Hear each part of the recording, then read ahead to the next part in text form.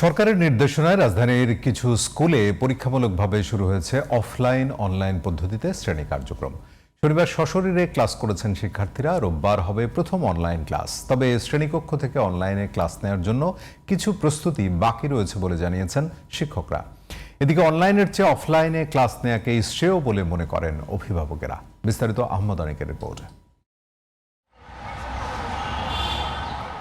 জ্বালানি সংকট মোকাবিলায় মহানগর এবং মেট্রোপলিটন এলাকার শিক্ষা প্রতিষ্ঠানে শনিবার থেকে শুরু হয়েছে 3 দিন অফলাইন বা সশরীরে এবং 3 দিন অনলাইনে ক্লাস নেওয়ার কার্যক্রম। রাজধানীর বড় শিক্ষা প্রতিষ্ঠানগুলোতে পরীক্ষামূলক এই কার্যক্রম চলছে।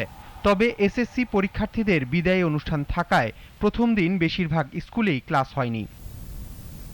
ভিকারুন্নিসা নুন স্কুল অ্যান্ড কলেজের অধ্যক্ষ জানান, প্রস্তুতি সম্পন্ন না হওয়ায় রোববার থেকে অনলাইন কার্যক্রম শুরু করা সম্ভব না, তাই শিক্ষার্থীদের সশরীরে ক্লাসে উপস্থিত থাকতে হবে। অনলাইন ক্লাস করতে চাই তাহলে কিন্তু আমরা ওয়াইফাই কানেকশন, প্রত্যেকটা সেকশন ওয়াইফাই লাগবে, রাউটার লাগবে, টিচারদের স্কুলে সেই ক্লাস নিতে হবে। সেক্ষেত্রে হয়তো কিছুটা সময় আমি চেয়েছি যে আমাদের সময় লাগবে। হয়তো টোটাল সিস্টেম যদি আমরা ইনক্লুড করতে না পারি, আমরা কালকের জন্য হয়তো অফলাইন রেখে পরবর্তী বৃহস্পতিবার থেকে পুরোপুরি এই অনলাইন আর অফলাইনে চলবে। নতুন পদ্ধতিতে পাঠদান নিয়ে অভিভাবকদের মাঝে মিশ্র প্রতিক্রিয়া দেখা গেছে, তবে বেশিরভাগই অফলাইনে ক্লাস নেয়ার পক্ষে। অনলাইন হলো গিয়ে আপনার বাসায় বসে করা, আর বাসায় বসে করা হলো গিয়ে তারা হলো গিয়ে মোবাইলে আসক্ত হওয়া।